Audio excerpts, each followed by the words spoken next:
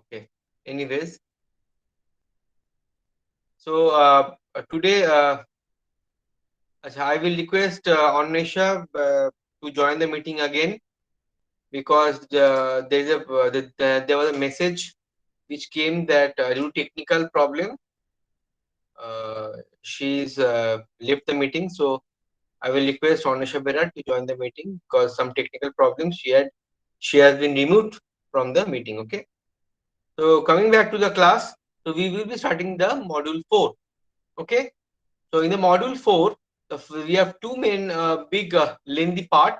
That is, we have analysis of frames under or revision, or we can say that approximate analysis of frames under horizontal loading.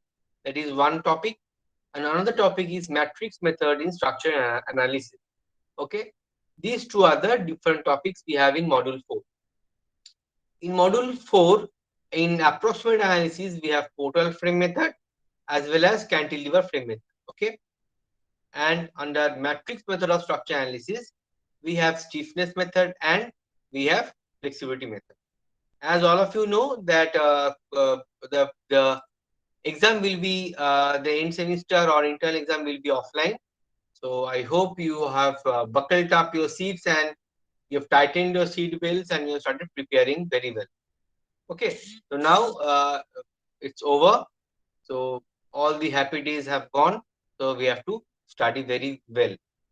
Not only we have to study very well, but study properly so that you can understand the concepts and by, as time proceeds, I will give you some information that L&T company, they have they are in the process of partnering with the civil department of our college.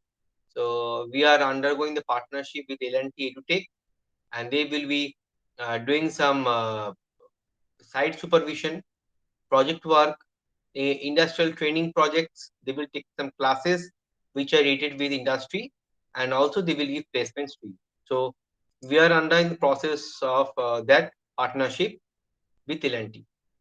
So so obviously, if you have to get placement or if you get an internship in L&T, which is the most prestigious civil engineering company in India and abroad, so you have to study very well. Okay, whatever things you have got, whatever things you have learned for the last 2 years, you have to prepare it very well. Not only it is for marks, but it is for your knowledge. Okay, so starting with this guidance, so I want to start with this new chapter, that is approximate analysis of frames subject to horizontal loading. You can see. So here the most important thing is that the name is approximate analysis. I will start and I will go to whiteboard, but before that I will talk some slight theory. Not there are actually not at all any theories there, but it is approximate analysis. It is not an accurate method, and for analysis of frames, why people are joining and leaving, I don't know, because during the offline examination you will face this problem if you don't understand anything. So approximate analysis is not accurate. It is slightly there are some mistakes are there. So it is name is given approximate analysis for frames subject to horizontal loading. Horizontal loading or lateral loading, which comes on a structure due to two main reasons, either wind load or earthquake load. Okay, primarily the main load factors which causes horizontal loading or lateral loading are wind load and earthquake load. Okay, now why the approximate? Because as I told you, it is not very accurate. When we talk about frame analysis, for example, we have a frame like this. Whenever we talk about frame analysis subject to vertical loading, for example, I have a load and I have UDL. Obviously, UDL is the primary loading which is applied, the first preliminary type of loading which is applied on any structure, not only frames, but it can be beams, it can be frames. Okay, so if we have this vertical loading, we can use moment distribution method, we can use slope deflection method, we can use Canis method to find out all the bending moments and shear forces acting in the beams or acting at the beam column joints. Okay. So our primary task is to find out the bending moment and shear forces in each and every corner of the frames. Just like we have learned slope deflection and moment distribution method, and also there is another method is uh, which we tell as Canis method, which is there given in Ramamutham book, but not taught in our BTech course. It is huge lengthy process. So Canis method, slope deflection and moment distribution method, these are the very efficient methods to calculate the shear force and bending moment in beams, continuous beams or frames. Okay. But if there is horizontal loading, lateral loading like this, for example, I have lateral loading. Let me represent again. Let me represent properly. That is, I have, for example, I have wind load. You all know we use IS 875 part 3 to find out this wind load acting. So whenever we will have lateral loading due to wind load or earthquake load, we have to apply two primary important methods, the portal and cantilever method, which are in our course. Okay. So now before going to the directly jumping into the methods, we will first learn that is, uh, for example, for example, we have this plan. The plan of a building, you know, you are doing RCC design and detailing class. If you see, these are the primary beams, main beams which carry the maximum load from the slab. Okay. So these are the beams which are carrying maximum loads on the slab. As we can see, based on the slabs can be classified in two ways, that is two-way slab and one-way slab. So what is happening? For example, I'm considering it as two-way slab. Okay. I'm considering two-way. Okay. So what is happening? We will have trapezoidal load distribution. So this is how, this is according to IS 456. Okay. So this is the trapezoidal load we are having. Okay. So this portion, so this portion which I am shading, so this is the portion of the load of the slab which is taken by this beam B3. For example, it is marked B3. Okay. So it is the primary beam. So main from the directly from the load transfer is like this, from the slabs, from the roof, from the slabs to the beams, beams to the column. So this is the main beam, and we have transverse beam. What is transverse beam? That is obviously it is a main beam. These are the periphery beam, which is outside the extreme ends of the plan, and this is the intermediate beam, which is within the partition beam. Okay, so it is the intermediate beam. So if we take x-axis as longitudinal, if we take x-axis as longitudinal, then we will take this in, obviously not y, because y-axis is in vertical height. So it is in z direction. Okay, it is in z direction. So x direction and z direction. So if we take x direction longitudinal, then if we take along x direction it is longitudinal beam, then along z direction it will be transverse beam. That is the perpendicularly beams. They are perpendicular. Okay. Now with what I was talking about, that main beams and secondary beams.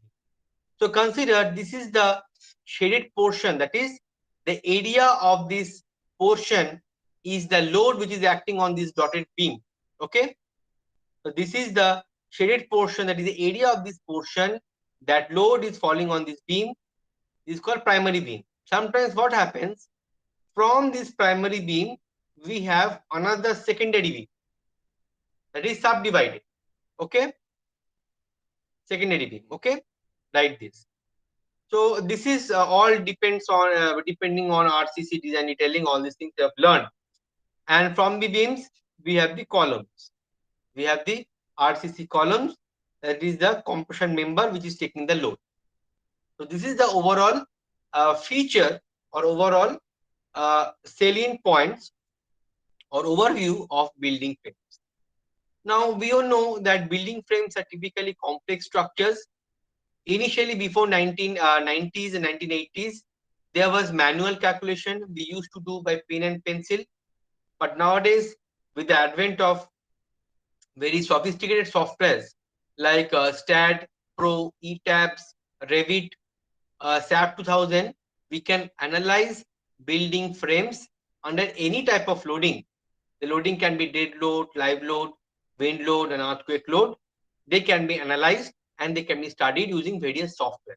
Okay. So today, nowadays, this thing is very easy. It is very easy to analyze the building frame. This method, why we are learning? Because the first step is that we have to study the manual method. Okay. First, we have to study the manual method. So manual method, to learn manual method, we have to learn all this process. So very important thing that this is the most, all these are all the definitions, all these points they have talked. You can, this point first, second, third, these points are given, they are talked about. I don't want to uh, read out. The last point is most important. In case of building frames, the beam column joints are monolithic and can resist bending moment, shear force, and axial forces.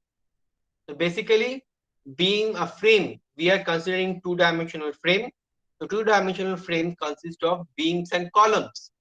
It is a combination of flexural member as well as compression member, which takes, see here, bending moment and shear force, and sometimes axial force also, since we are talking about lateral force. So these are all these. Say you can go to this. So here all the description of the frame is given below. So this is basically how the, this is all, nowadays we all go for moment resisting frame, MRF. MRF, we go for moment resisting frame because nowadays the maximum 90 to 95% load is taken by beams and columns. So moment resisting frames we are using. Earlier we used load bearing walls, where the walls are about 150, 200 to 50, 300 mm thickness, huge thickness. So nowadays maximum load is taken by beams and columns. Okay. So that all the descriptions of the beams and columns and regarding the building structure, it is mentioned in these slides. Okay. When I will send to, when I will upload this in the Google Classroom, you can go through this. Now, what is the important? First, when we are observing the building structure, so when we are observing this frame, analysis frame, so first we have to find out the degree of static instability. Oh my god. Okay. Okay. What is happening? Any problem?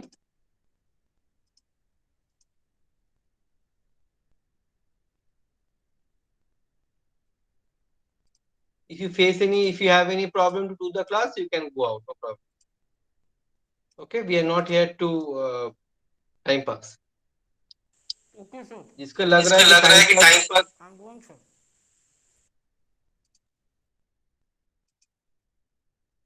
please don't switch on your audio. If you have any doubts, you can ask me later on, not now. Okay. One thing very issue, if I feel disturbed, then I will give you the notes. You can study on your own. I have a lot of time. I have a lot of rather. I have a lot of time for some other advancements in department. Okay. So please don't disturb me. If I feel disturbed once more, I will stop taking class from further on. Okay. Because these things are very easy. You can yourself do it. তোমরা নিজেরাই করতে পারো, অসুবিধা কিছু। Anyways, so coming to the degree of static indeterminacy, it is DS. We go for the, there are many methods, there are many formula to find out degree of static indeterminacy, but the basic is, if we are going to find out the multi-sorted frame, that is the more number of floors and more number of bays. First, let me talk about what is bay. Bay, this is basically the center to center distance between the columns, that is called bay. The center to center distance is called one bay, BAY. and this floor to floor height is known as story height, either floor height or story height. Okay, so floor to floor height and center to center distance is base. So we can directly find out the degree of static indeterminacy for multi-story frame, that is simple number of bays multiplied with number of stories multiplied with 3. So here, how in this frame, how many are we have number? We have two bays, 1 and 2. We have 1 and 2 bays. Okay, 2, and we have number of stories 1, 2, and 3. So 2 into 3 6, 6 into 3 18. So directly for multi-story frame, you can directly apply this formula to quickly find out the degree of indeterminacy. Okay, it is a shortcut. I'm telling. So whenever we will see multi-story frame, we will go for calculating the degree of static indeterminacy. Okay. So now, as I told you earlier, there are various methods of approximate analysis of frame. For vertical loads, we have substitute method, we have substitute frame method, we have substitute frame method, we have Canis method. Canis method, slope deflection or moment distribution method. These methods are much lengthy. They will take, for if you go for this frame, particularly this frame, then it will take about 2 to 3 days. Almost 2 to 3 days it will take, or 1 to 2 days to solve it using slope deflection moment distribution. But if you use substitute frame method, it will be quickly. So MCQ sometimes comes the substitute frame method for vertical loads. So we will apply substitute frame method for vertical loads, and for horizontal and lateral loads, we apply portal method, cantilever method, and factor method. So we have to learn portal method as well as cantilever method. So these two methods are there in our syllabus. Okay. So for frames, to analyze frames for vertical loading, we will use substitute frame method, and for lateral loading, we will use portal, cantilever, and factor method. Okay. Now, the thing most important, which can also come as an MCQ, that is, we know in case of the statically determinate structure. So basically, frames are statically indeterminate structure, and we know to solve statically indeterminate structure, we use slope deflection, moment distribution, all these things. Now, let's come simply supported beam. It is the ds is 0, that is, it is statically determinate structure. So here, so we have in case of 0 moments, or the point of contact flexure is occurring at the supports. Okay, so for simply supported beam, the point of inflection occurs at we know the point of inflection or point of contact flexure, that is the points in the beam where bending moment is 0. Either the bending moment is 0 or the bending moment sign changes, that is known as point of inflection or point of contact flexure.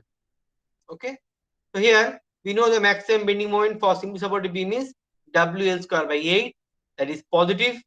We have maximum positive moment at the midspan, and the moments at support is 0. Here we have the 0, also here we have 0. So here basically we don't have any inflection point or point of inflection at the intermediate beam.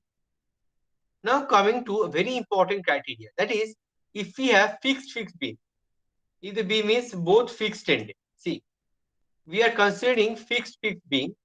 So mainly for fixed beam, we have the point of inflection or point of contact flexure is acting at 0.21 L from the both ends of the support. This is very important to understand. Rajiv Gupta, are you writing anything? Let me remove you from the.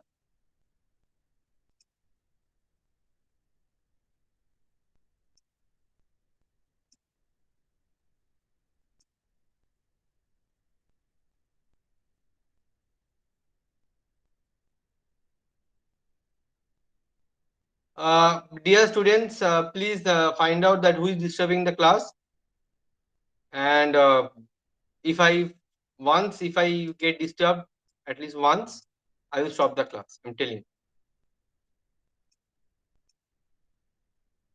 You will all fail. I don't bother.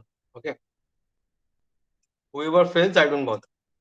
It's your life. You do whatever you do. No problem. So the maximum, so the point of C, so in the mid span, particularly for fixed support, for fixed end, that is both the ends are perfectly fixed, rear-ended. So we have the inflection points. So this is the deflection diagram. It is so light. So it is a deflection diagram. We can find the elastic deflection diagram, and we have the maximum bending moment WL square by 24 at the mid span and WL square by 12 at the supports. Okay. The mid span positive and at supports we have negative. So the point of counterflexion, so this distance is 0.21 L. So this distance sometimes MCQ comes. Okay. So this is the, what is the point of counterflexure or point of inflection from the supports. So that is at this point, if you check that is for the bending moment is 0 or the bending moment sign is changing. Okay. So we have 0.21 L. And if we have partially fixed support, if we have partially fixed end, then the point of counterflexure comes at 0.1 L, 0.1 L from the support. For fixed end, it is 0.21 L or 0.2 L, and for partially fixed support, we will have 0.1 L. So this is the distance of point of counterflexure from the support. Okay. So now coming to the important part. So these are the few important MCQ where we can observe question. We also don't have any point of counterflexure for cantilever beam. We have point of counterflexure for prop cantilever beam. We have, for example, for simple supported beam C, we don't have point of counterflexure or point of distance of point of counterflexure. Okay, here it is at the support, so no distance. But whenever we are coming for this fixed end, whenever we are coming for this fixed end, we can see it is 0.21 L from the support. And for partially fixed end, it is 0.1 L. Okay. We for prop cantilever, you go and search what is the point of counterflexure? What is the point of counterflexure for prop cantilever? Okay. So we have the cantilever and we have prop cantilever. So for prop cantilever also under UDL or under point load, we have point of counterflexure acting. You will find out and you will tell me the answer next day. Okay, I'm not allowing any students because it is too late. So coming to the analysis of building frames under lateral or horizontal load. Okay, so obviously I will directly go to portal frame, no problem.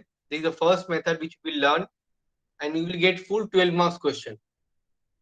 If the question is of small frame, it will be of 8 plus 4 marks. And if we have full 3-story building, 3-story frame, it will be 12 marks. Okay. So we have two main methods, portal and cantilever. So the first is very important. Why we are learning this chapter? A building frame may be subjected to wind, as I told you, may be subject to wind and earthquake loads during its lifetime. The building frames must be designed to withstand the lateral load.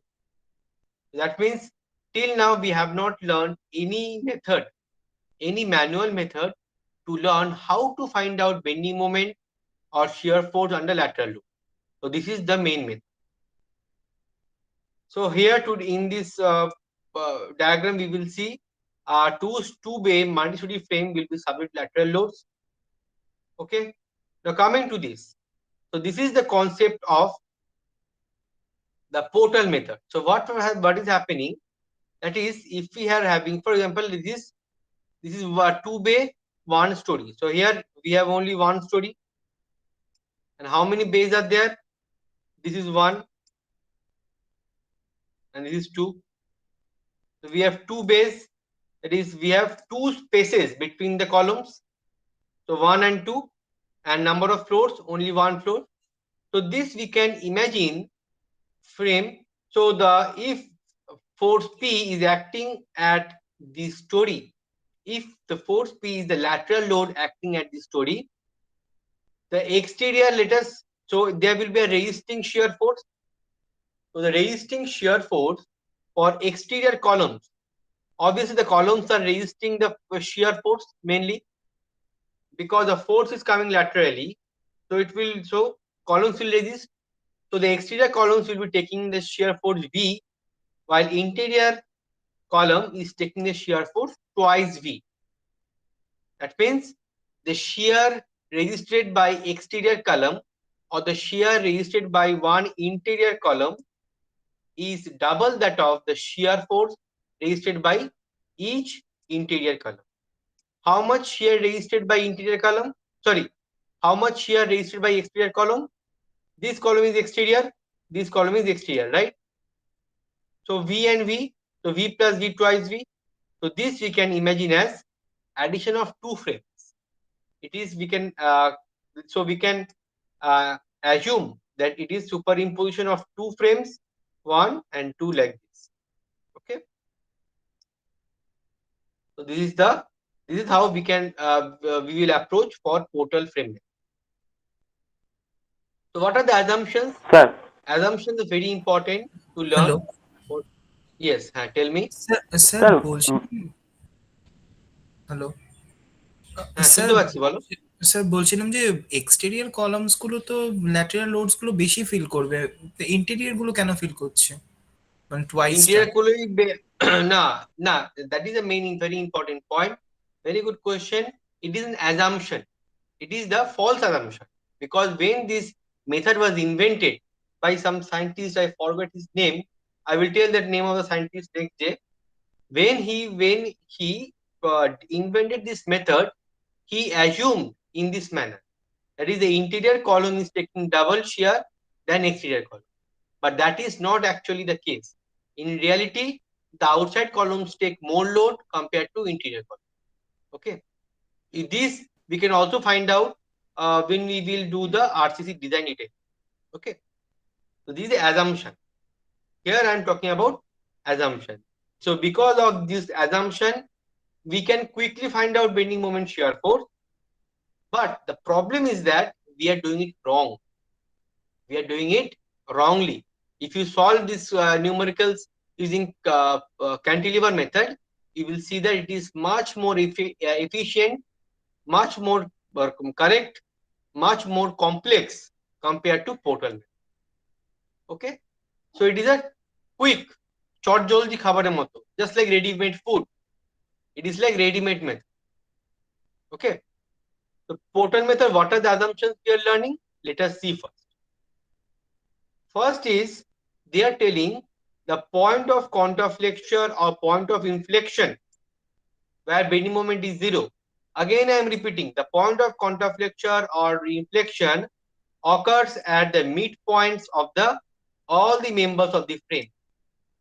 That means if we have beams, columns, see here, if we have beams, if we have columns, so at this middle point, for beam it is the mid span, for column it will be mid height.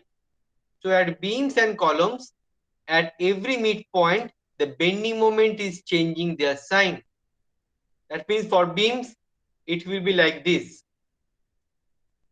Mind it is due to lateral loading. It is not due to UDL. If it is UDL, then the bending moment looks like this. If it is under UDL, the bending moment looks like this.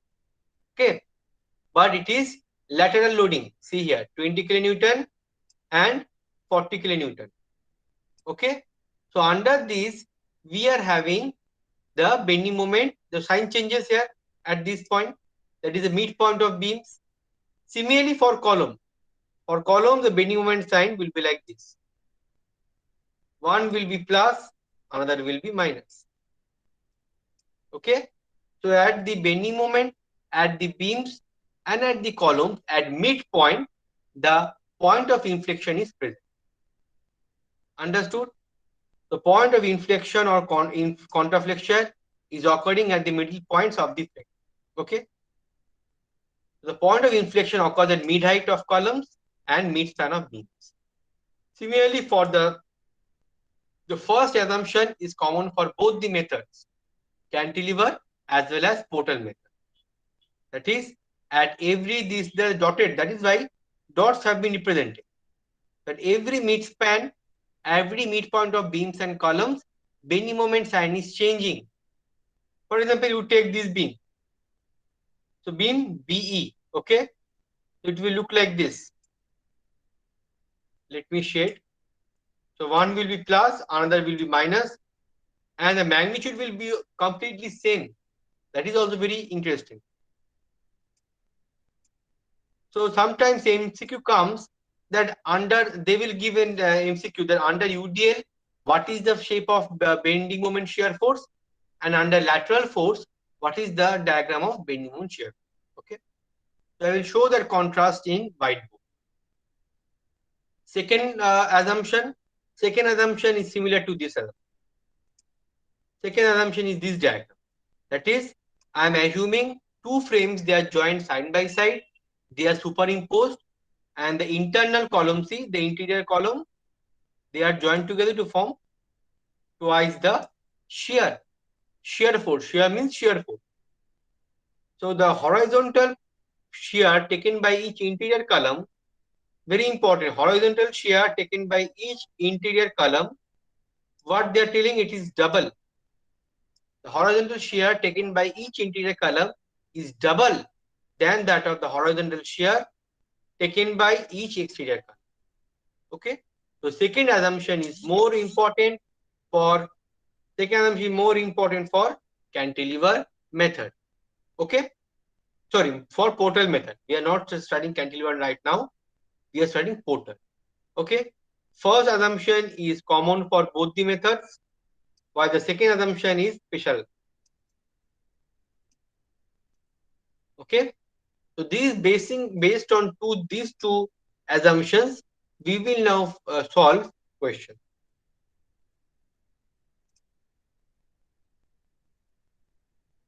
So this is the question, and we will solve this. That is, it is so. It is two frame. It is a multi-threaded frame. It is not unlike this. Unlike what we have learned. For example, you have learned in slope deflection moment distribution, or in second year, we have studied frames like this. Okay. Now we are going for multi-story frame. So there are two stories, 1 and 2, and the heights are given, and we have two bays, 1 and 2. So please write down this question. Before writing this question, I will don't write this question, but before that, I will show something in the whiteboard. What is the contrast between the bending moment and shear force diagram compared to UDL and lateral loading?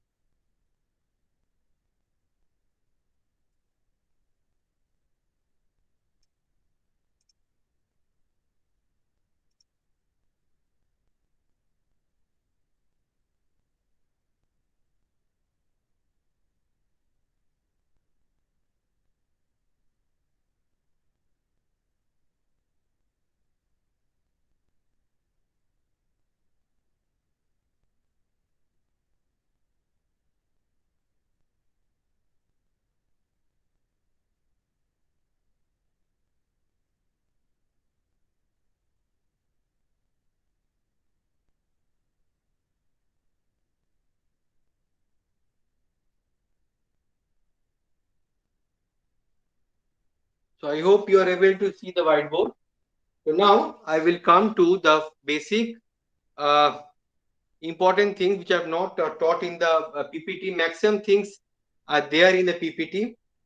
That is, first is the comparative study for beams under for the frames under dead load, whether it's vertical or gravity loading, or frames under lateral load.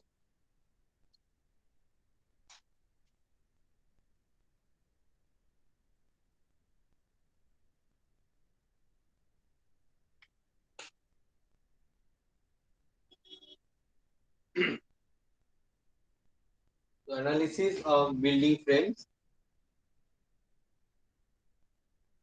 So dear all, I have time to time I'm uploading notes in the Google Classroom. Okay, so I am uploading the notes from SS Bhavikatti book, so you can download and print it. If you feel that it is costly for printing, you can take the Xerox from SS Bhavikatti book, which is available at your college library. Okay. So under analysis of building frame, we have two main differences. One is under vertical load. Vertical load is also known as gravity loading. Vertical load is also known as gravity loads, and another is under horizontal lateral load.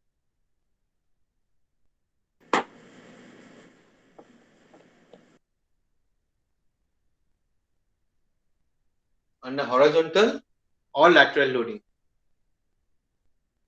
Those who are facing to understand classes, I am already sharing the recorded classes. I have shared all the previous recorded classes at your respective email IDs. Download the videos and understand the topics again and again. Okay. I think the way I am teaching, you will not feel any problem, at least in my course. So under vertical or gravity loading, under horizontal or lateral loading. So obviously the first thing is that we have to use what we are using. We are using IS 456 2000. Or sorry, we are using IS 875, because under gravity loading what we have dead load. So first is the dead load. Someone have raised hand, Aman Kumar. Or do you have any question? Aman Kumar, are you there?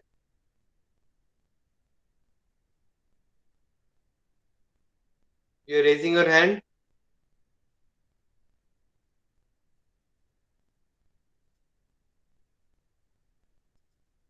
So is it understand, dear students? Is it understandable? So I want your response. Yes, sir. Yes, sir. Yes, sir. Yes, sir. Okay.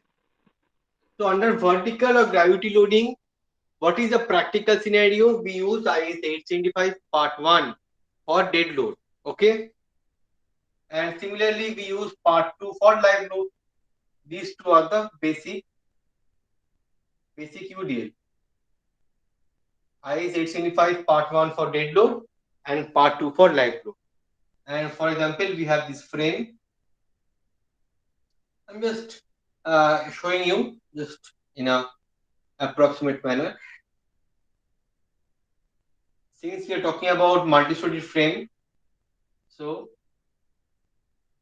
primarily for foundations, for building foundation, we consider the supports at fixed end. Okay, for building foundation, we consider it as fixed end unless and until it is specially specified. For trusses, for trusses, we specify the supports as pin support or hinge support. But this is not truss. So these things we will learn in next semester in the StatPro software. Okay, very interesting and very important. In trusses, in supports, we provide pin support. But while for building foundation, when we will go for design of buildings, which you are doing manually, we will use fixed support. And under vertical loading, that means it is UDL. So it is UDL like this. Please take all the notes in your copy, because everything will not be available in your PPT or in your Xerox note. Okay.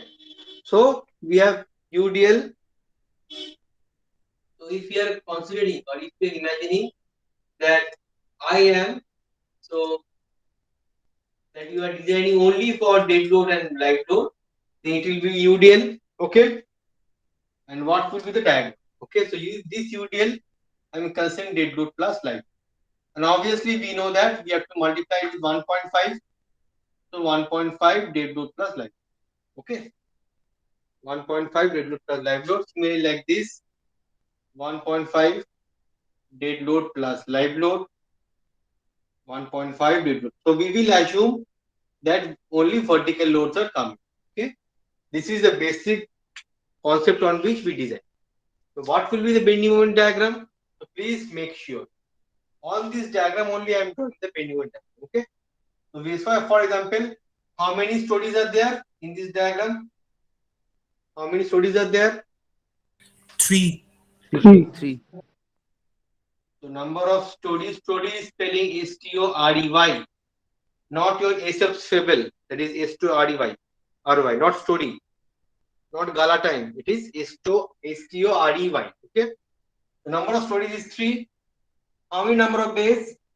Three, sir. 3. 1, 2, 3. So can you find out degree of static indeterminacy? DS. Find out DS. 27. 27. 3 into 3 into 3. Okay. So 27. Correct. So now, so this is the scenario which for a frame under gravity loading. So what is happening? See here, the bending moment diagram. I'm drawing. See. So something like this. At the extreme ends, we have zero bending moment. At the mid spans, we have positive bending moment. And at the supports, we will have negative bending.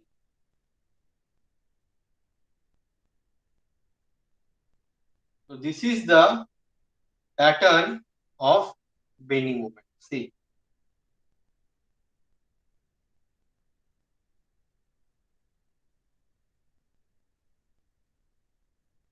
So the positive midspan, negative end span, positive midspan. So negative moment at the supports, positive moment at the midspan. Okay. So here, this is the point of contact flexure here. So these are the point of contact flexures where bending moment is 0. Obviously, we have the ends. So this is the fashion by which it is the bending moment diagram is coming for UDL. Bending moment diagram for UDL. If you want to go for shear force, it will be triangular.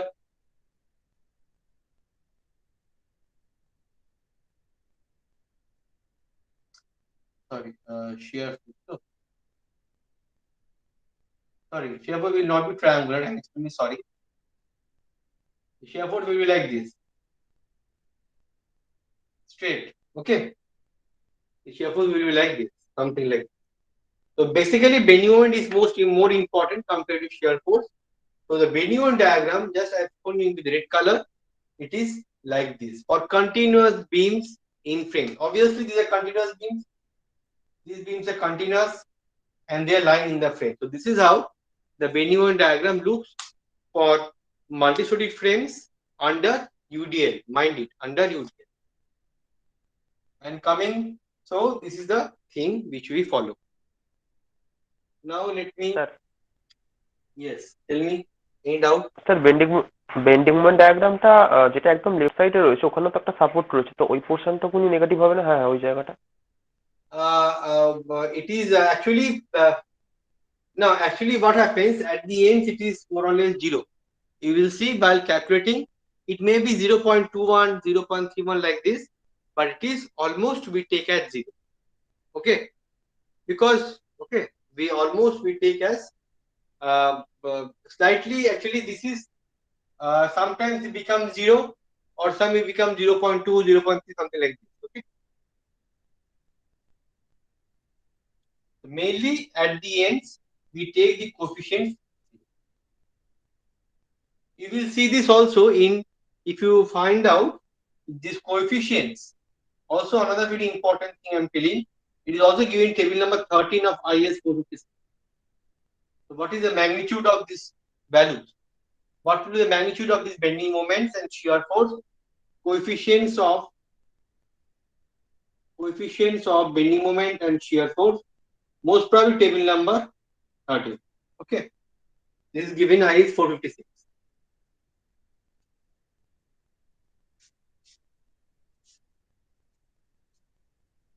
IS 4 is 2000. Okay, so this is the way we go for frames under medium. Now let us see coming under horizontal load. So here what we will use? We will use IS 875. So we will use IS 875 part 3. So we will use IS 875 part 3 for wind load.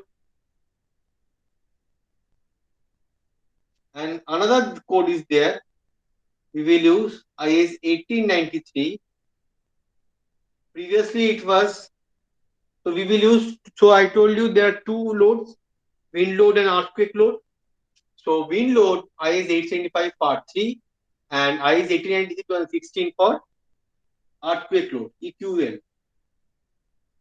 Okay.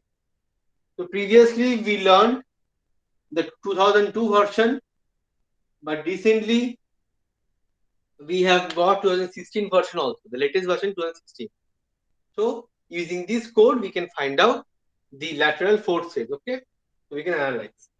So coming to the same beam, same frame. Let us take the same frame, 3x3 frame. In this frame, it is 3x3, 3 number of stories and 3 number of bays. So we will write in this manner, 3x3. And in this case, let us see this is also 3x3 frame.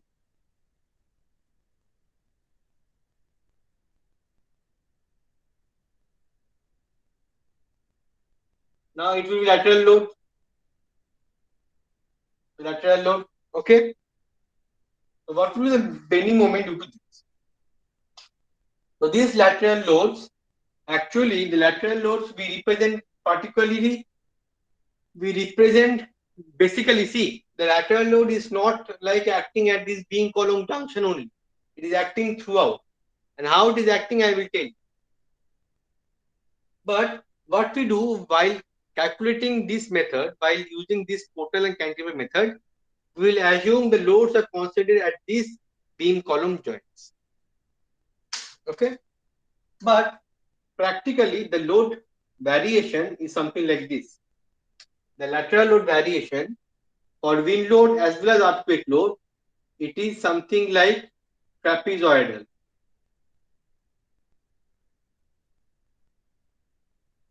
Like this. It is trapezoidal or it is uniformly varying load, UVL. That is at the ground level it is 0, and with the rise in height, the intensity of loading is increasing. The intensity of loading is increasing with height. This is the pattern by which we represent the lateral load, both for wind load and for earthquake. Okay, but what we do, we only concentrate that this point, and this point. We will assume what is the load, what is the net equivalent load acting at this point, and this point. And there are some tricks which are taught in wind analysis. Okay, those will be taught in wind analysis. So they will be showing. Okay. So how to take this load at this juncture only, that is ma'am will teach. But in our examination, in our subject, I will show only the lateral forces. Yes. Any question? Sir হ্যাঁ বলো। Sir বলছি আমরা যে RCC প্রজেক্টটা করেছিলাম সেখানে আমাদের level 4 level 3 তে আমরা সেম লোড পেয়েছিলাম ফর উইন্ড লোডিং, তো দেন স্যার ইউভিএল তো এখানে হচ্ছে না। হতে পারে, স্লাইটলি সেম হতেই পারে, but I am telling about basic trend মোটামুটি তুমি যদি দেখো, তো when you will do it in stat pro you will see that basic trends more or less comes same. ঠিক আছে, মেবি হয়তো for two consecutive level it is same, for two consecutive same, but others দেখো এরকম হয়। ঠিক আছে, but the basic trend is like trapezoidal, it is going on increasing with height. Okay, with height you will see the function, the force k1 k2 k3 k4, so there are a lot of parameters, and we calculate the design speed pz.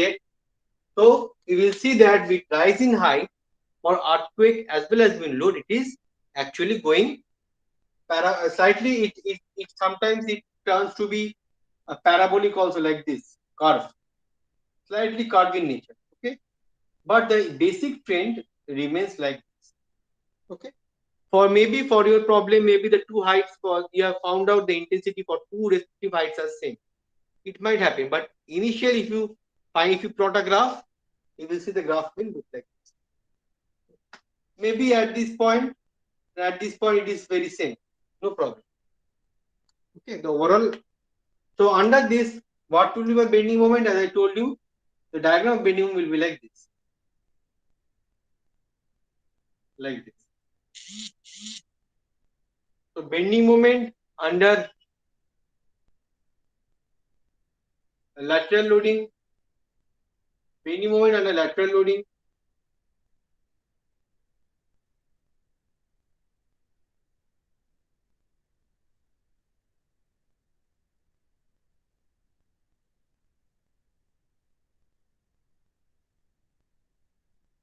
Like this. Okay. Bending moment under lateral loading like this.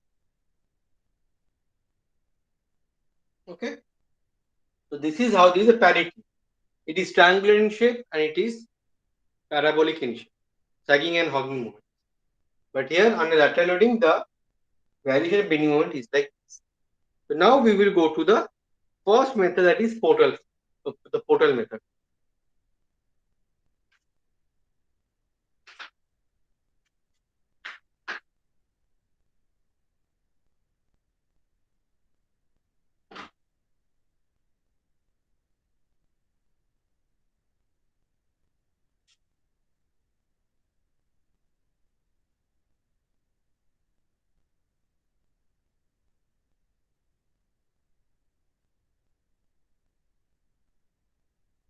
So let me tell you, before directly jumping into a problem, numerical problem of portal frame, let us first let us first learn how we will do the analysis of portal frame. Okay. So mainly in portal frame, or in frame analysis,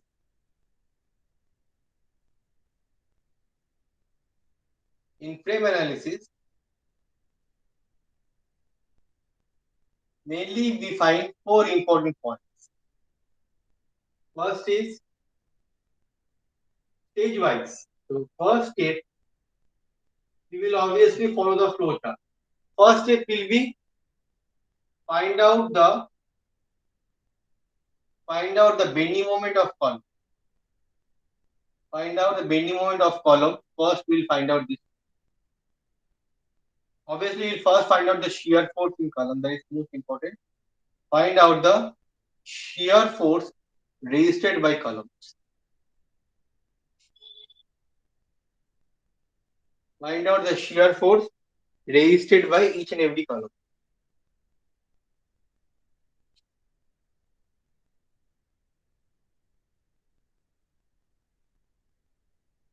Okay. Find out the shear force resisted by each and every column. Then we'll go for step 2.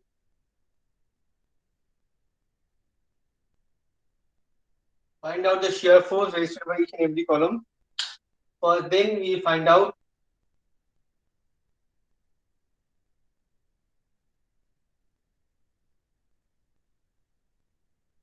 the bending moment.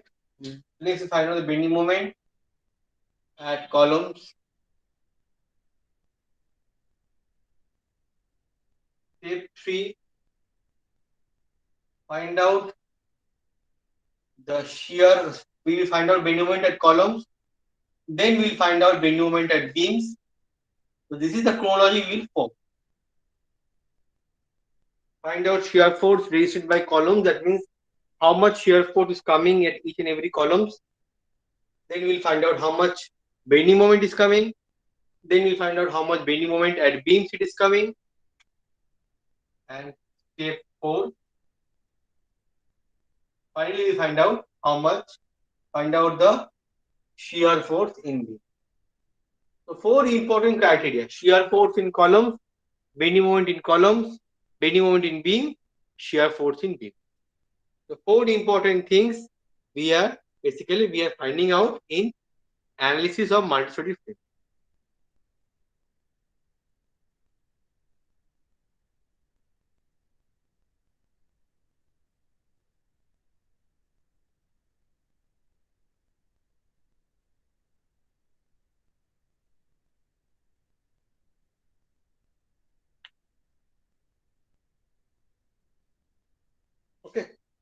So now let us come back to some illustration.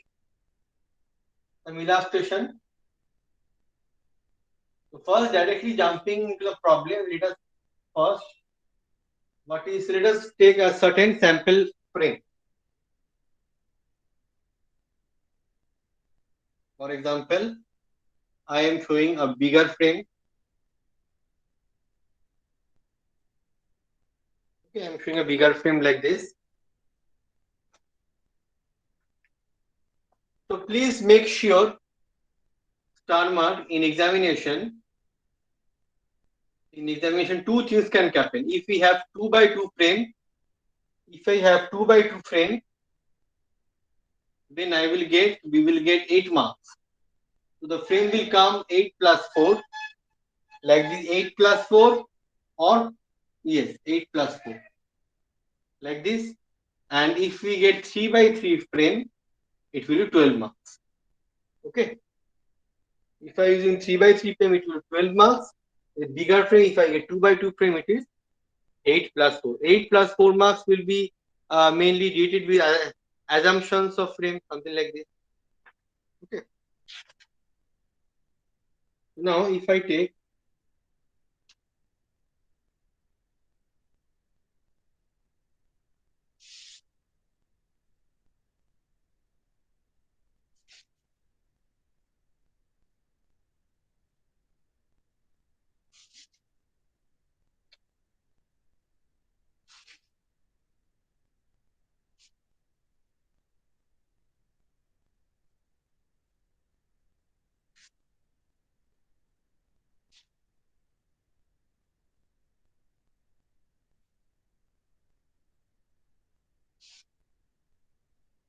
for example, we have the forces are showing P1, P2, P3, and P4.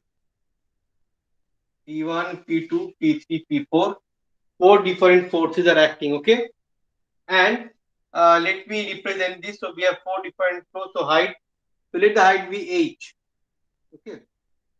So all the individual heights be h, and the length will be L. And I have, for example, A1, A2, A3, A4, something like this. I am just representing the frame. A1, A2, A3, A4, A5. I am just denoting the nodes. B1, B2, B3, B4, B5. C1, C2, C3, C4, C5. D1, D2, D3, D4, D5. 1, 2, 3, 4. Okay, something like this. And then E1, E2, E3, E4, E5. So I am taking 1, 2, 3, 4 by 4 frame. Okay, let me take a bigger frame. Okay, so 4 by 4 frame, and my forces, the forces are represented P1, P2, P3, P4. Can you see the whiteboard? I hope you can see the whiteboard. Yes, sir. Yes, sir. Okay. So the P1. Now I have to find out. So obviously I told you. So now let me represent the resisting forces. Let for the first. So it is story 1, story 2. So we will number the story from the bottom. Story 1, story 2, third story, a third floor, and fourth floor. Okay. So let me take for example, for the fourth floor, let me take, it is coming P. So the shear resisted by the external.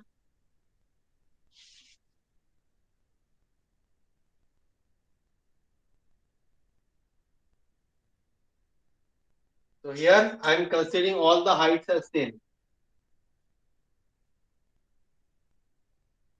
All the story height is h, and all the bay width is L. Okay, length. All they are same.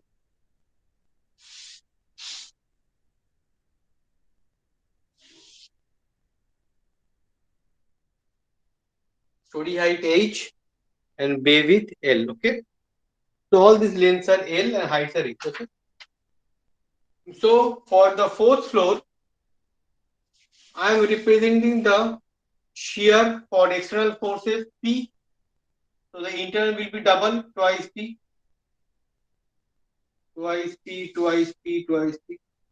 So first you draw this diagram. It will take time. So what I'm denoting? I'm denoting this axial forces or shear forces at the midpoint, that is point of counterflexion. I told you at the point of counterflexion.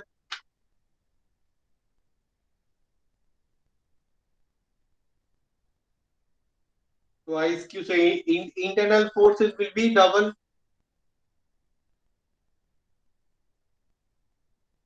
and external forces will be single.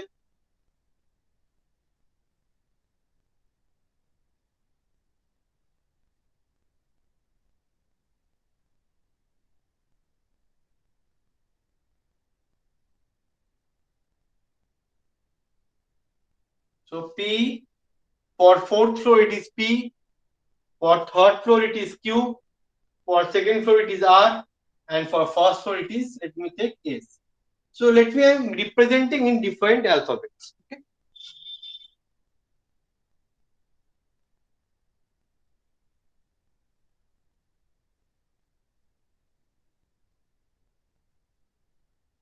Yes.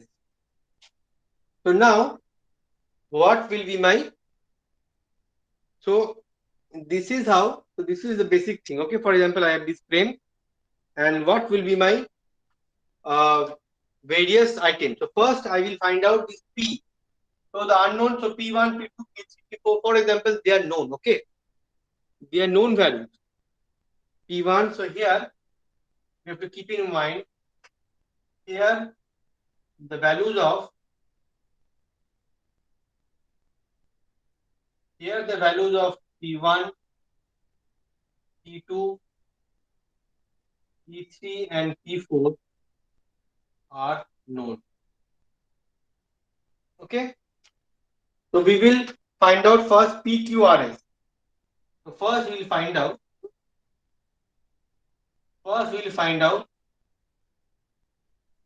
the values of P, Q, R and S. Okay, so what will be a strategy? That is the shear force taken by columns. It is much easier in this method, total method. So first, so P1 will be how much? See, so P1 is the force which is acting at story 4, a topmost story. So please write down at story 4. So at story 4, P1 force, the P1 lateral load.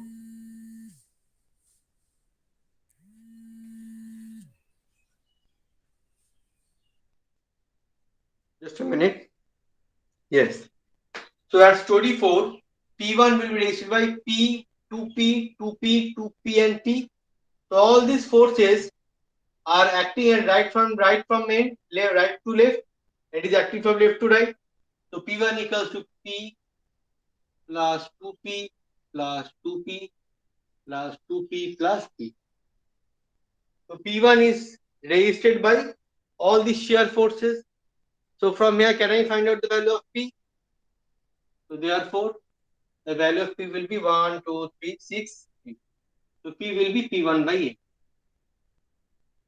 The value of P, the shear force, the value of P, the shear force at the top floor is P1 by Q. Sorry, P1 by 8. Sorry. P1 by 8. Okay, so this is the shear force. So similarly, I can say, so here I have got this as P. So therefore, similarly, I can tell, so shear force A1, A2 is equals to shear force E1, E2 at the external columns, that is P1 by 8. There is external columns. Please write in your copy. I am devoting so much time, so much effort just for you. These things, this is not is given in any book. The details of these two methods, portal and cantilever, they're not given in any book. You have to rely on my notes only.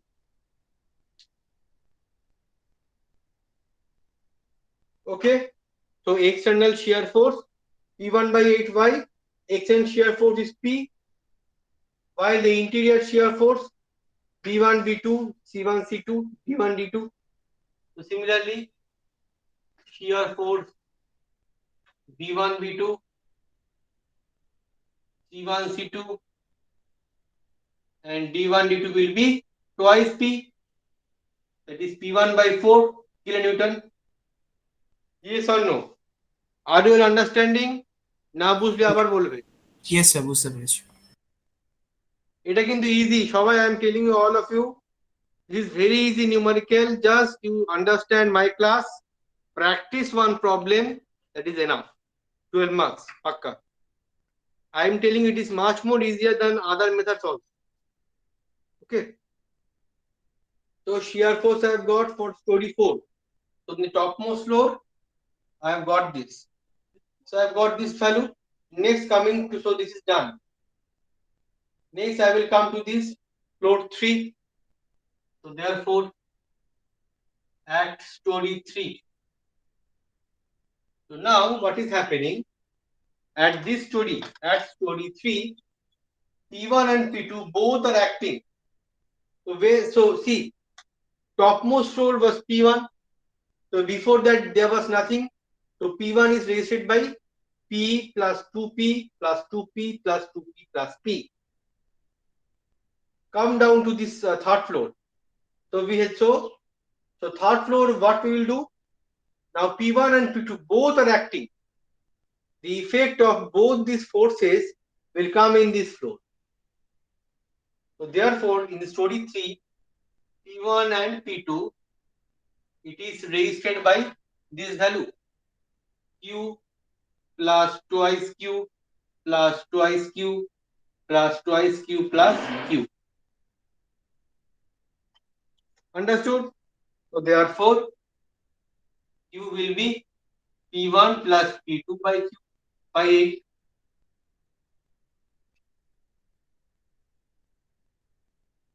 Similarly, at story 2, R will be P1 plus P2 plus P3 by 8. And at story 1,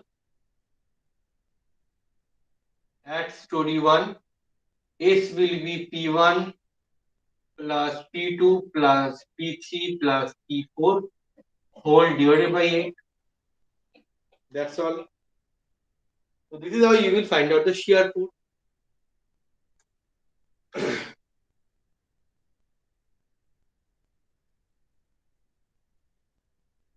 Okay, so this is how you will start the numerical.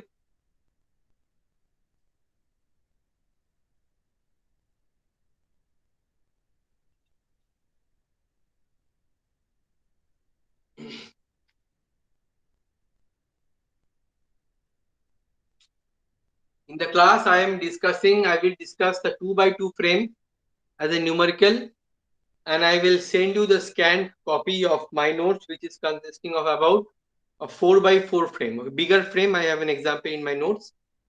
I will send you a scanned copy. Sir বলছি এটা তো step 1টা হলো, তাই তো? হ্যাঁ, step 1টা আমি দেখালাম, ঠিক আছে। এবার বাদ বাকি স্টেপ গুলো, the other steps I will show in the problem numerical. Okay, so this is how we will start. I told you that this is how we will start the numerical, and the other steps I will show you when we will solve the problem.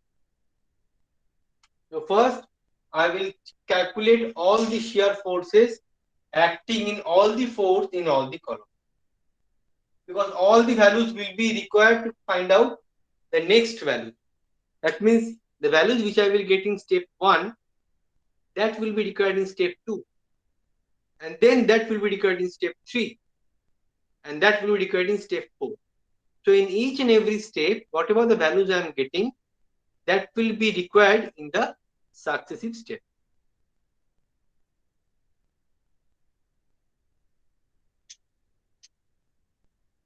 So all of you, so written down how we will proceed.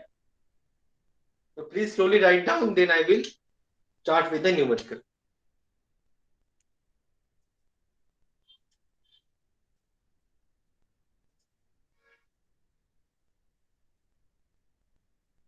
So I'm sharing the screen. Please write down this numerical.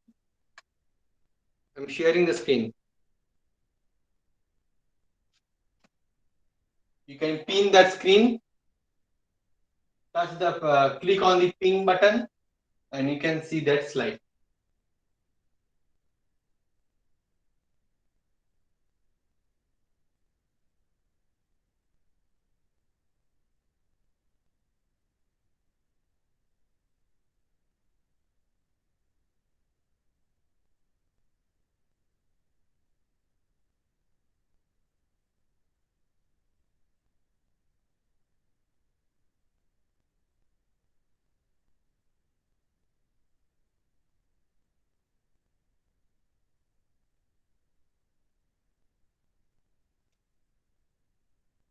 So for the multi-story frame shown below in the figure, determine all the column end and beam end moments used due to lateral loads. Analyze the frame using either portal method. So the method is given already. The name of this method, we have to use portal method. Okay, so using portal method, also draw the bending moment and shear. One thing is very important, if you don't get time, just draw the bending moment. Shear force is less preferable. Bending moment diagram is more recommended compared to shear. Because it will happen that you are not getting time in the exam hall. So you have to just draw the bending moment. That's all.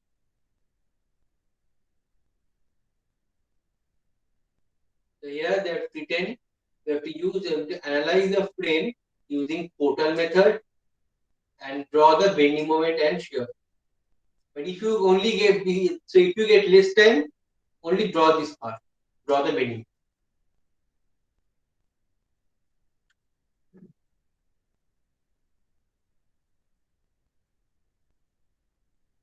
After you write down, then I will switch to the next slide.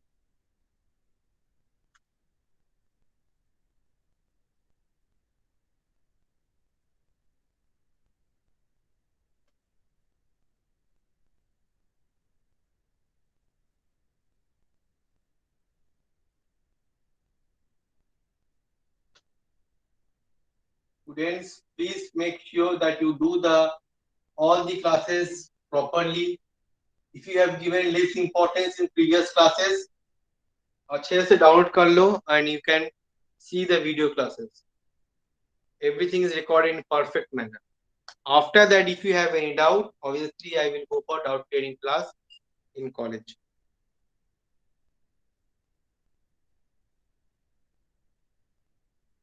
All of you write down this thing. And very soon I will send you an assignment on module 2. Okay.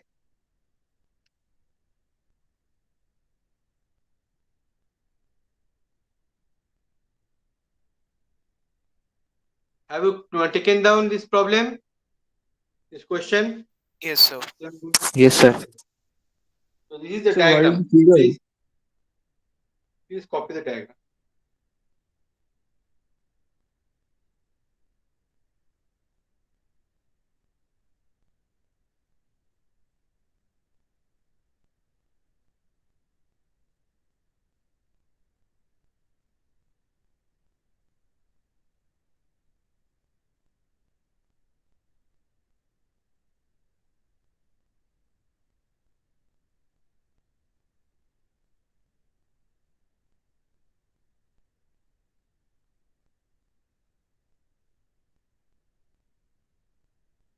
One thing very important, the notes on this subject, on this topic is not given in any book. That is the main problem.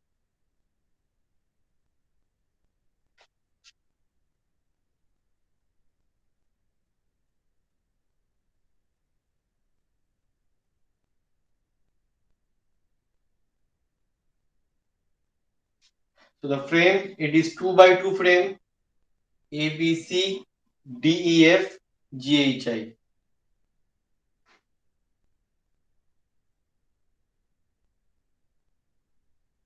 The frame, the base height are 4 meter and 5 meter, and the floor height is 4 meter and 5 meter. And they are subject to two lateral forces, 25 kilonewton and 50 kilonewton. 25 and 50.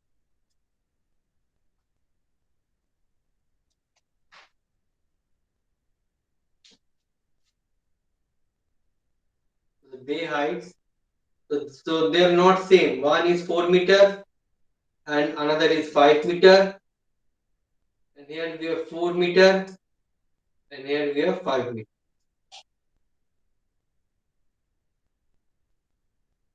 Slowly take down this diagram, then we will proceed. So this is story 1.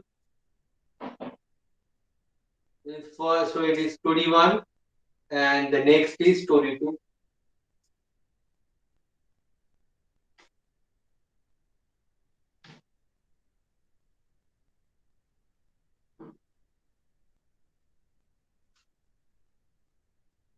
So all of you quickly copy the diagram, then I will start the problem.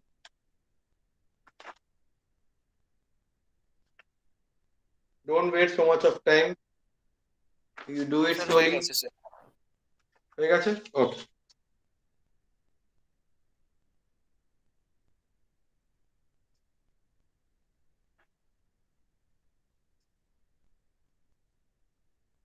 This is the numerical which I was discussing.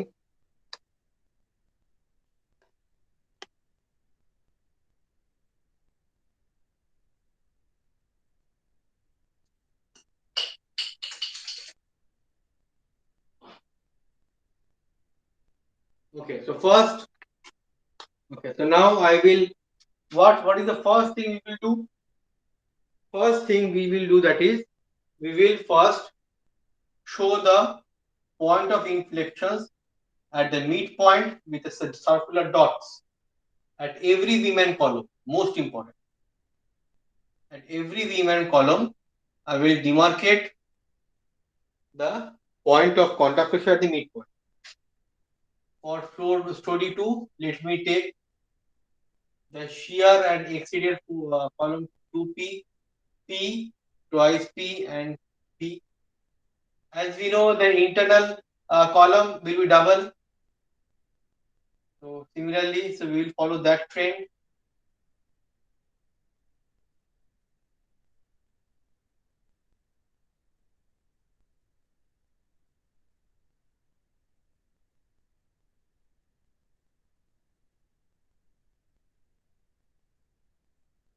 Okay. So 25 kN is given in story 2, and 50 kN is given in story 1. Okay. 25 kN is story 2 and 50 kN is story 1. Okay. So we start the solution.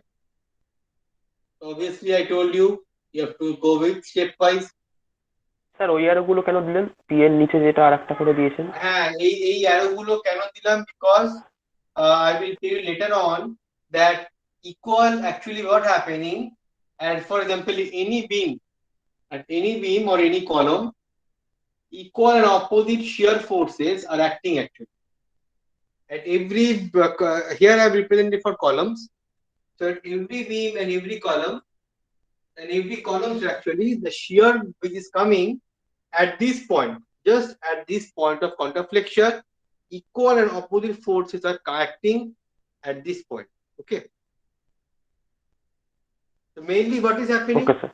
25 kilonewton is acting from left to right, and that will be resisted by this right to left. Okay.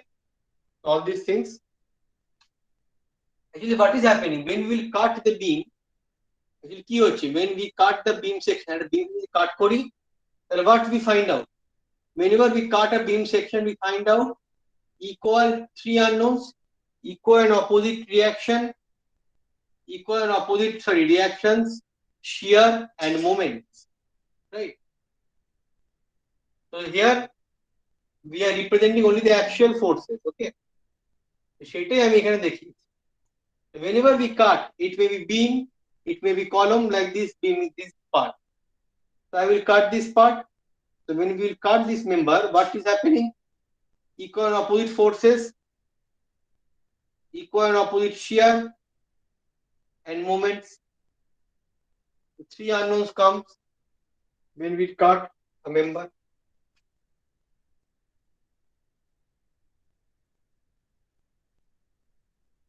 So first we will find out step 1. Okay, so therefore shear force taken by interior column. So based on assumption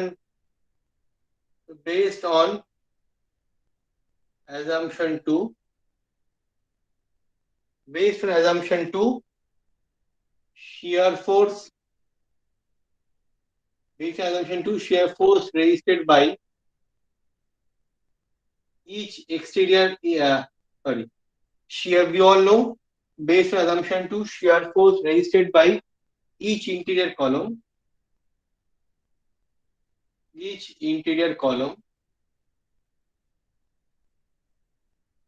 will be equal to double that of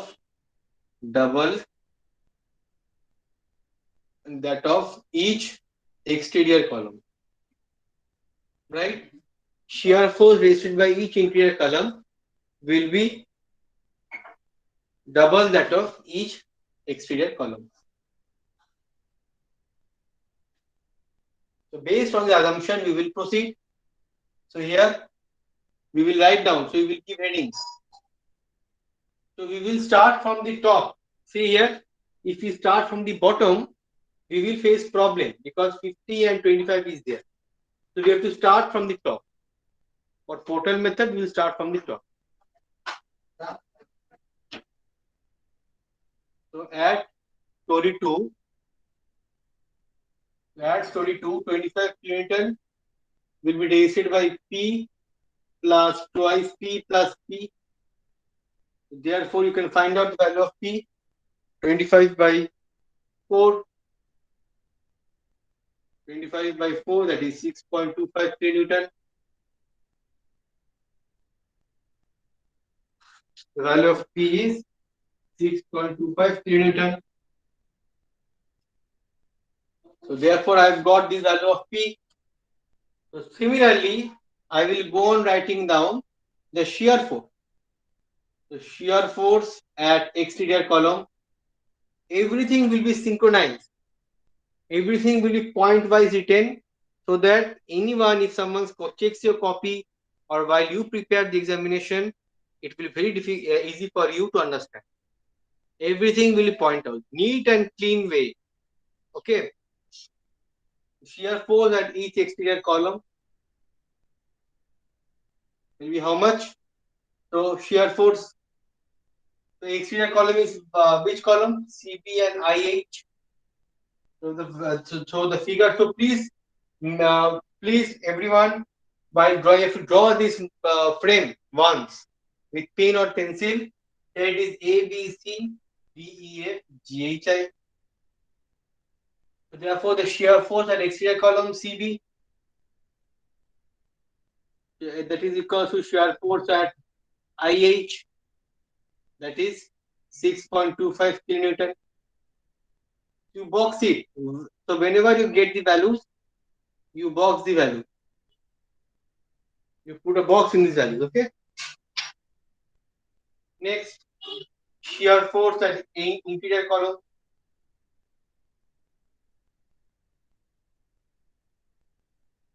Only one column is there. Shear force FE twice into P, that is 12.5 kilonewton, that is shear force FE.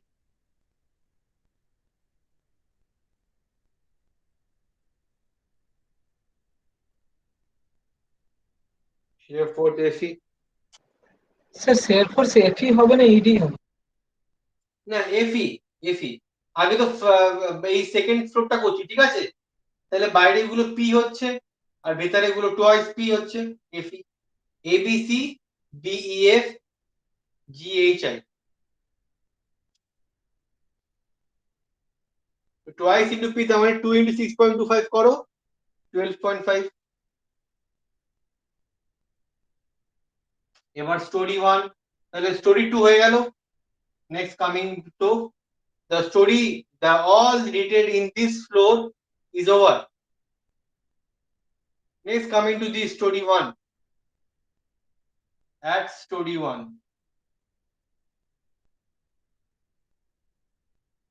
at story 1.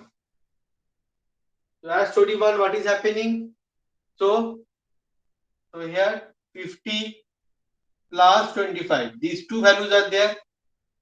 This is registered by q plus twice q plus q, so q plus twice q plus q.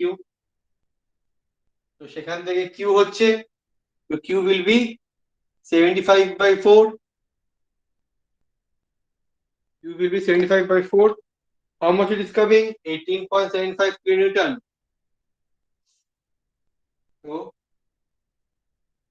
18.75 kilonewton, that is Q coming. That is the value of Q coming.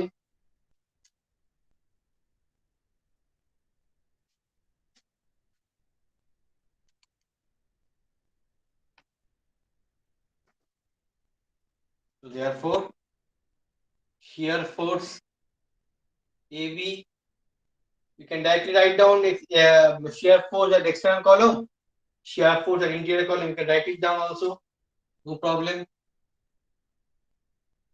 Shear force at exterior column.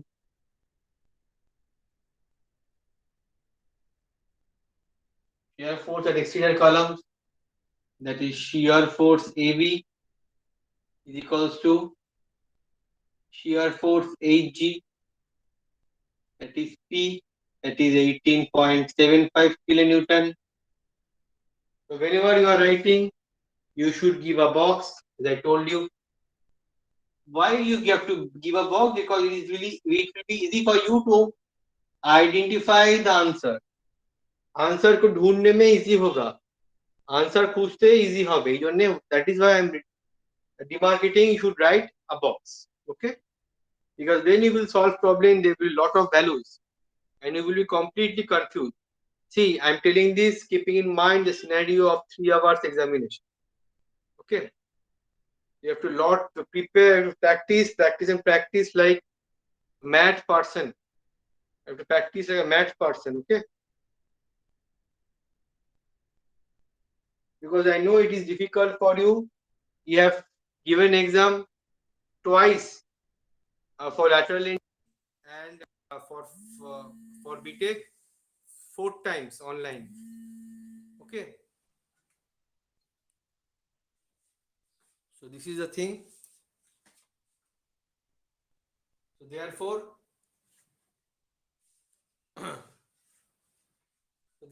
so shear force at exterior column, ঠিক আছে? Therefore shear interior, shear force ED is how much? Twice into Q. Shear force ED twice into Q. That means how much it is coming? It is coming around 37, sorry, ED to just a minute. Oh, acha. Maulaya was right. Actually, my marking I have done like this, okay? Dear students, I have the marking. I have done the marking like this, okay? A B C D E F G H I. So based on this marking, you find out, okay? Because in the question paper, the marking was slightly different. Sorry. So I am following this one. So based on this marking, you write down all these things, okay? So in the question paper, slightly change this numbering. A B C D E F G H I. So follow this diagram. The shear force ED is 37.5. 37.5 kilonewton. So my step 1 is over. Step 1, calculation of shear force is over. Next is step 2, calculation of bending moment on column. See, very important. Step 2. Step 2.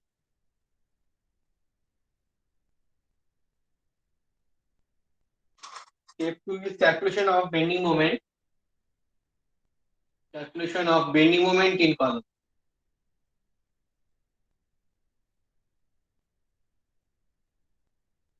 Calculation of bending moment in column. Okay. So what you have to do to calculate bending moment? See here, very important. Now I have got these shear forces, BA, BC, all these things I have got a shear force. So now let us come to the story 2. So slowly we will proceed. So first at story 2. At story 2. At story 2. So let me draw the diagram. Story 2, external column. I will take one sample external column, right? I will take one sample external column. So CB, C and B. You can take IH. I have taken one sample exterior column. So if you have so obviously in a frame, we will have only 2 exterior columns and we can have a number of interior columns. So here interior column is 1. So here, what is the main interesting part in this diagram is that this is small diagram, so the calculation problem will be less. Okay, it will be quickly done.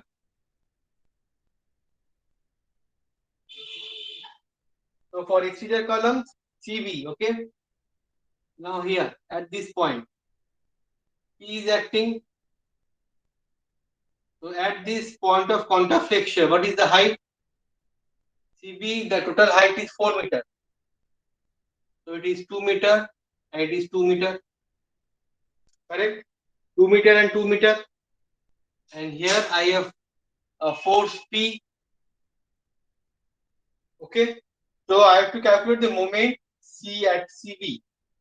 Bending moment at C and bending moment at B. That means, let me represent this. So I am calculating moment CB and moment BC. That is the end moment. Okay. Acha, very important thing in this diagram or in these numerical problems, we will not calculate the values. Sorry, we will not calculate the sign. I will not take sign convention because if you take sign convention, it will be very much confusing. So we will be only focused on the magnitude of this problem or the magnitude of this bending moment. Okay. So the moment CB and moment BC. So what will be moment CB and moment BC? C here. C and B. As I told you, the diagram will be like this. So moment CB, end moment basically, and moment BC. So moment CB is equal to moment BC is equal to nothing but P into H by 2. Cantilever force P, just like cantilever force P, height is length. So P into L. So that is the thing. P into H by 2. That is P into 4 meter is the height. 4 by 2. So the moment CB and BC both are same, but one will be positive, one will be negative. But I am interested only to find out the magnitude, the value. Okay. The MCB and MBC will be equals to 6.25 into 2 meter. That is coming 12.5 kilonewton. So MCB, MBC 12.5. Similarly, moment IH equals to moment HI will be again equals to 12.5 kilonewton meter. So how it is coming? We don't have UDL. So point load P into H. This side also P into H. Same moments, equal moments, but in different signal sign.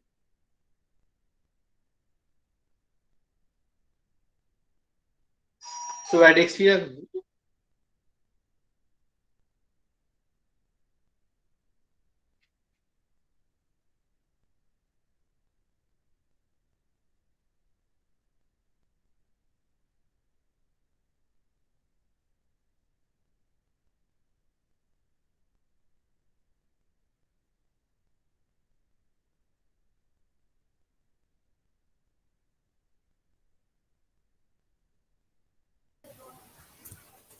Sir, your mic is off. yes. तो moment so क्या हो रहा है P, here the shear force was P, so P into H, that is 6.25. We got the value of P as 6.25. So 6.25 into 2 meter, that is 12.5 kilonewton meter. Same for IH. Similarly, we will go for, so this is for exterior column. So next we'll go for interior column.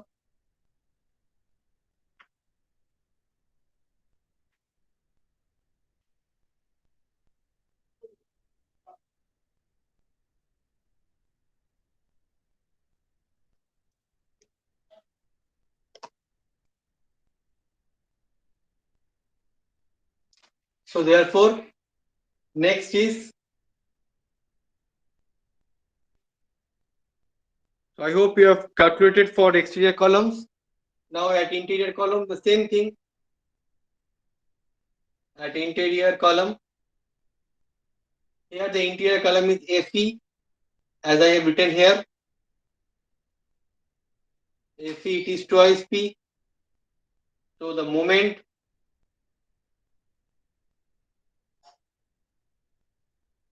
FE is equal to moment EF, right? So moment FE, the end moment FE equals to moment EF, that is equals to twice P into H by 2, that is P into H, that is 6.25 into height is 4 meter. 6.25 into 4 meter, 25 kilometer meter. 25 kilometer meter.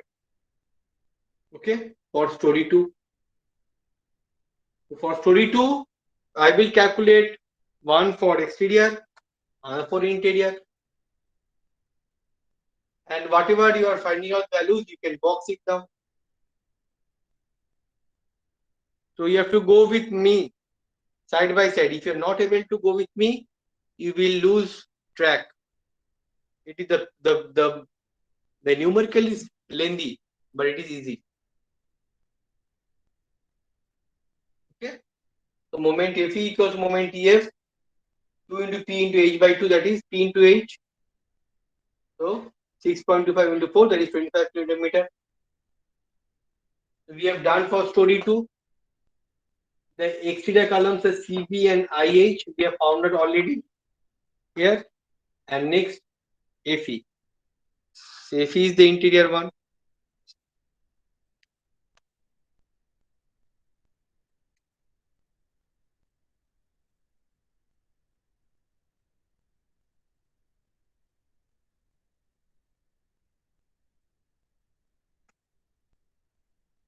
So what is the next step? So we have done story 2.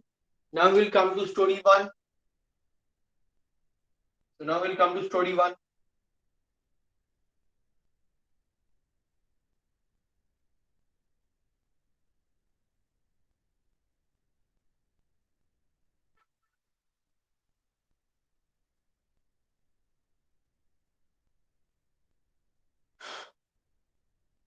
Story 2.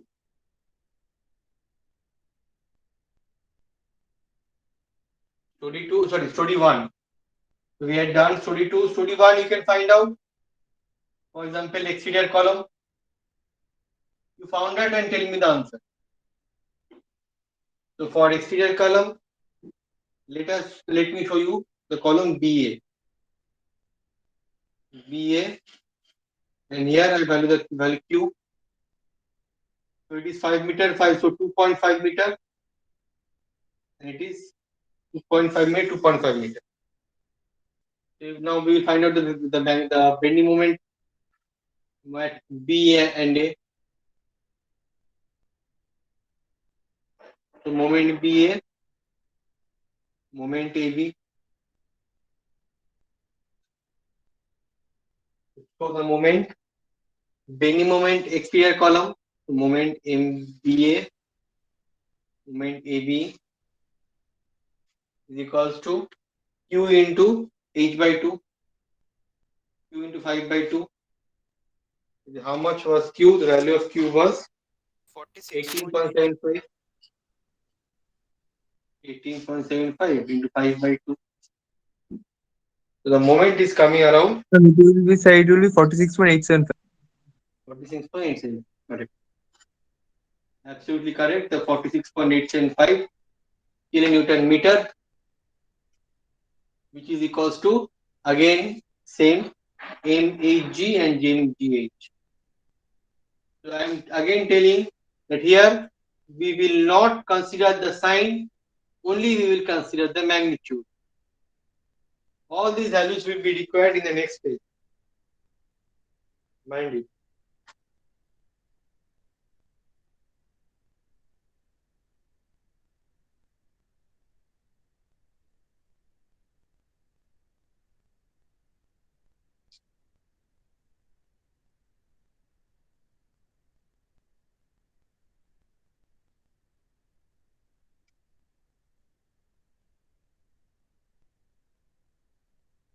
Okay. Next, interior column. So we have only one interior column.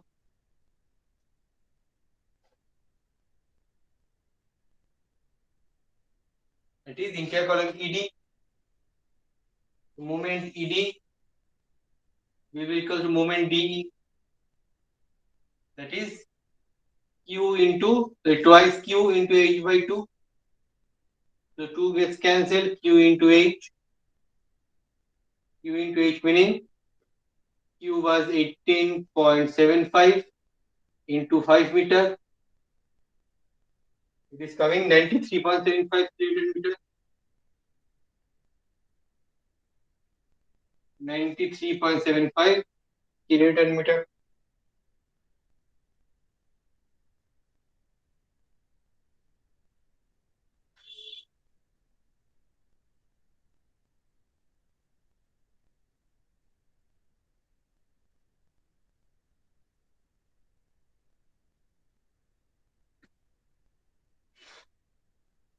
So step 1, shear force calculation in columns. Step 2, bending moment in column. Step 2 में भी क्या क्या हो रहा है? There are 2 floors. So we will separately one for story 2, then for story 1. If there are 3 floors, then story 3, story 2, story 1, like this.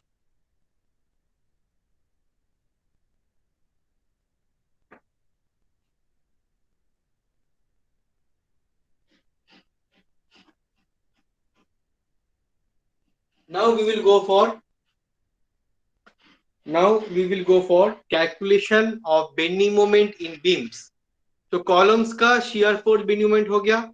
We have done the bending moment for columns, and so the column chapter is over. Now the thing which is left is the chapter which is related with beams. So now the step 3 will be calculation of bending moment in beams. So please write this thing, all these things. So please copy this down. Please mention me if I run fast. Please mention me, interrupt me, no problem.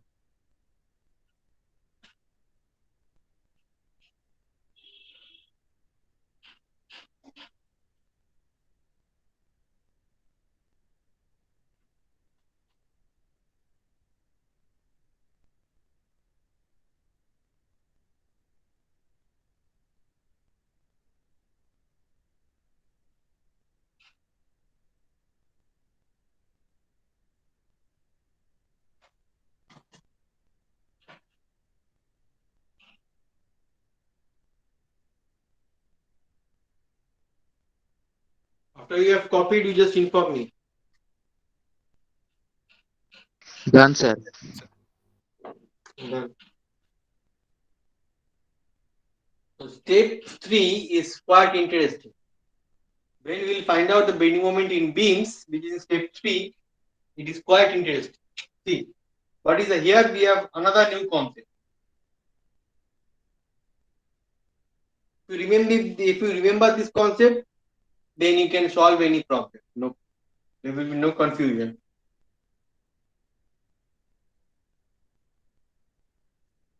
That is, now we are going for step 3.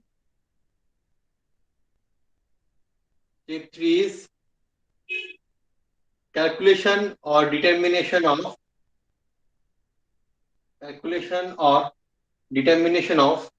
sorry, let me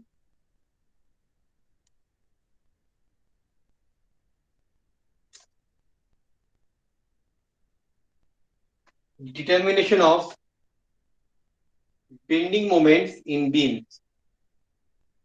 Determination of bending moment in all the beams.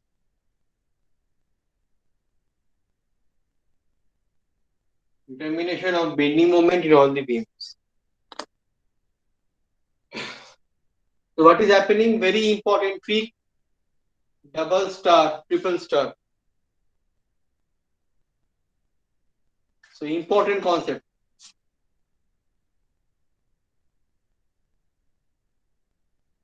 Important concept. The concept is, see, this concept will be required when we will calculate bending moment in beams. Okay. Filhal, abhi tak, till now, we have not used this concept because concept lagega hi nahi. We will not require concept till now. To calculate shear force in columns, to calculate shear bending moment in columns, we do not require this concept. But this concept will be required here, and even this concept which I am telling will be required for cantilever method also. So let us see. What is the concept? The concept is that, for example, I am taking this point E. The point, so example, I'm starting from this diagram. Okay, point E. So it is a node where all the columns and beams are meeting, and from E, it is a joining point. I have F, H, B, and D. So the thing is that all the moments, see, sum of all the moments at a node, at a beam column joint or a node like this, the sum of all the bending moments, the sum of all the end moments in horizontal direction, will be equals to the sum of the moments in vertical direction. That means, if I represent, just imagine, I am representing this moments EH and EB.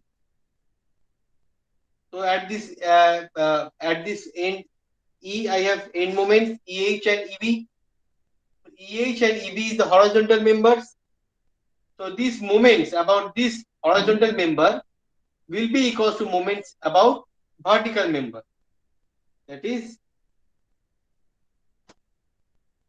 ED and EF. So therefore, here I can write. So first I will write out the joint end moments which are in horizontal beam. EH and EB is equals to ED and EF. Moment ED plus moment EF. So that means the concept is sum of all. Obviously, first you write down at a beam column joint, at any node, at any joint or node,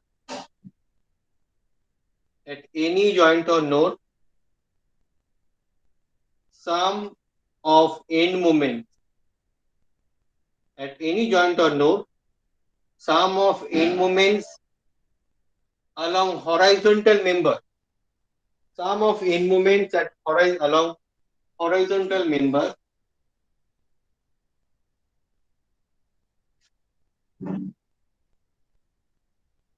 will be equals to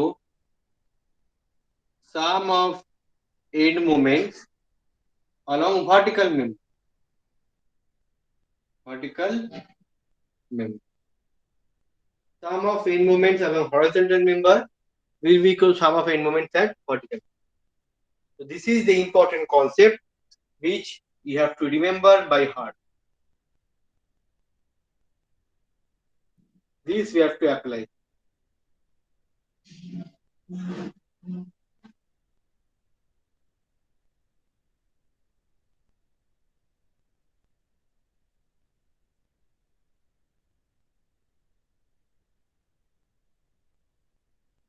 Please write this down.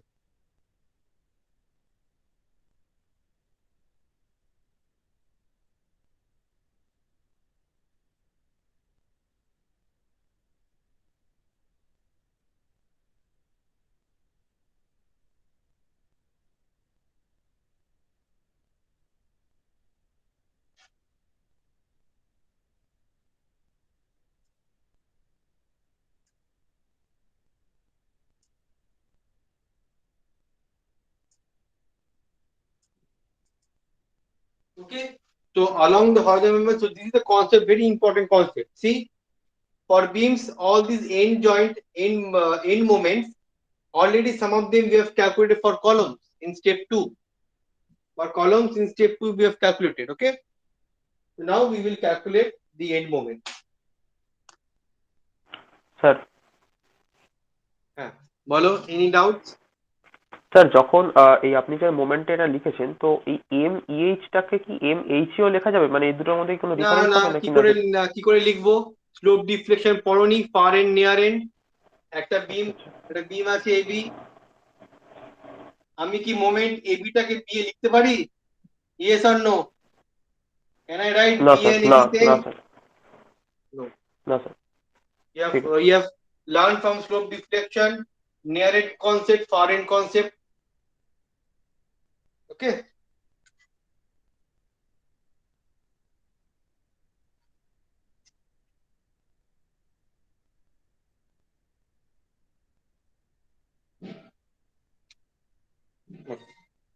So see here, now let us, I will do for the first story, okay? I will do for the first story at story 2. And after this, I will end the class. So at story 2, so for example, so I will go by joint by joint. First point C, next point F, next point I. Correct? So at C,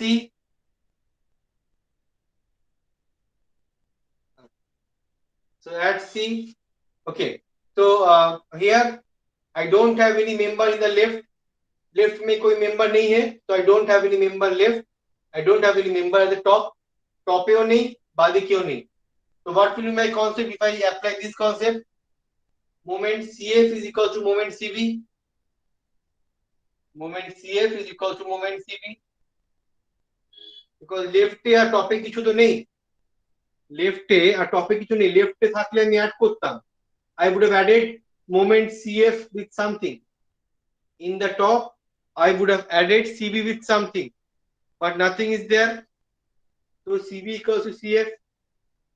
So moment CB is the column moment which we have found out. So that is equal to 12.5 kilonewton meter. Moment CB is column moment. Column moment which is found in step 2. We have to go and see the answers. Okay, moment CB, column moment. 6.25 না C moment সিভিটা Moment CB, just wait a minute. I check করে নি. না 12.5 kilonewton meter moment তো 6.2 তো P. আমি moment চাইছি আচ্ছা 12.5 দেখো আমি লিখে দিই দেখো স্টেপ 2 দেখো দেখবে in step 2 I have written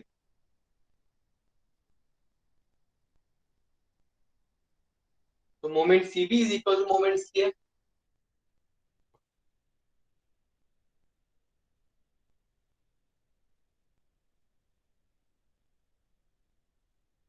So now coming to point F, so at point F, we will go point to point.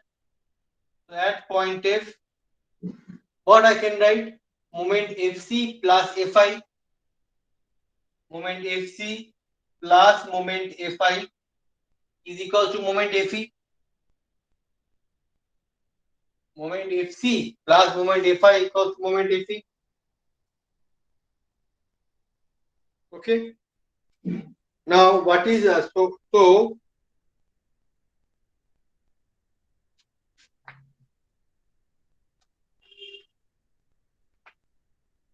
now moment Fc plus moment Fi equals moment Fe. Fe I know the moment value of moment Fe is the value of moment Fe. Sir, 25 kilometer. 25 kilometre ঠিক আছে 25 kilometre okay now so therefore this value and this value moment Fc and Fi is unknown, both are unknown. So now see what will I will do. Fc if I take Fc will be equals to C. Now Fc I will Fc will be equals to Cf. Moment Fc will be equals to moment Cf. That means in a beam equal and opposite moments. Okay, for frames, particularly mainly for frames, we are taking equal and opposite moments. This is obviously is an assumption. It's not always true. Okay, so equal and opposite moments. So the Fc will be taken as Cf. So therefore,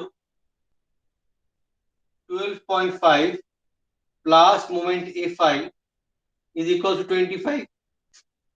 So therefore, moment Fi is 12.5 kilonewton,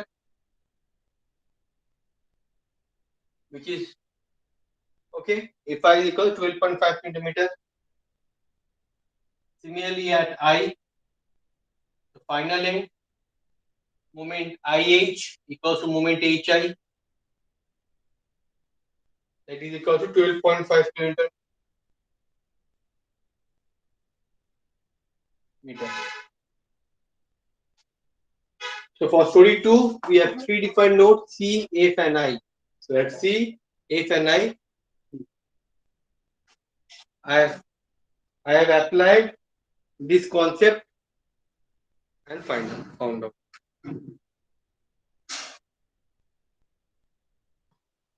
sir Sir,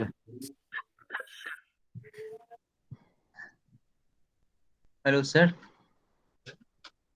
হ্যাঁ বলো sir sir, বলছি এই প্রসেসে কিন্তু প্রত্যেকটা বিমে same মোমেন্টই আসে, মানে যত বড় ফ্রেমই থাকুক স্টোরিতে সেম মোমেন্টই আসে, কিন্তু অ্যাকচুয়ালি ওটাতে পুরোটা অ্যাকচুয়ালি হ্যাঁ টোটাল মোমেন্ট দিয়ে করলে সেম আসে, রাইট, টোটাল মোমেন্ট দিয়ে করলে সেম আসে, বাট ক্যান্টিলিভার মেথড দিয়ে করলে সম্পূর্ণ আলাদা আসে।